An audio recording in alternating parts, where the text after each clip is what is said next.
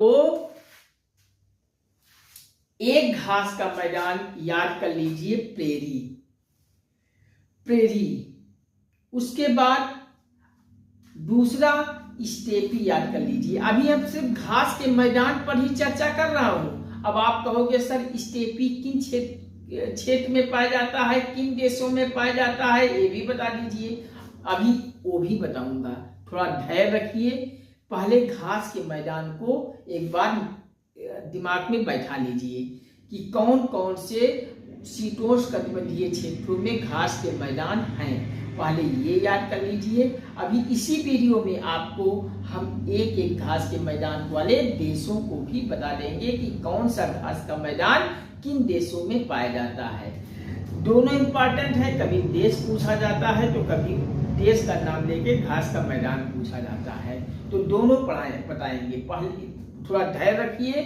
पहले आप घास के मैदान को रख लीजिए। तो घास के मैदानों में प्रेरी हो गया, ये सब शीतोष्णकटिबंधीय वाले घास के मैदान है। ऊष्ण की मैं बात नहीं करूंगा। उष्णकटिबंधीय घास के मैदानों को मैंने पिछले सेशन में आप सभी को एक एक घास के मैदानों पर चर्चा कर चुका हूँ। नहीं देखे हैं तो जाकर वहां आप देखेंगे तो उष्णकटिबंधीय वाले क्षेत्रों के घास के मैदान मिल जाएंगे।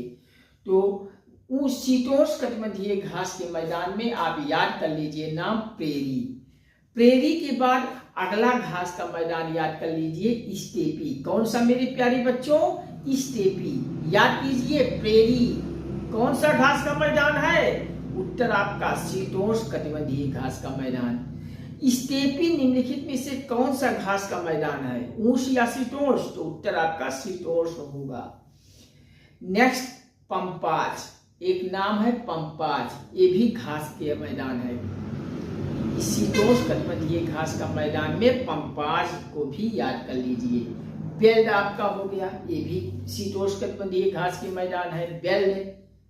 अब दूसरा नेक्स्ट शीतोष्णकटिबंधीय घास के मैदानों में डाउन्स भी याद रखिए, डाउन्स हो गया।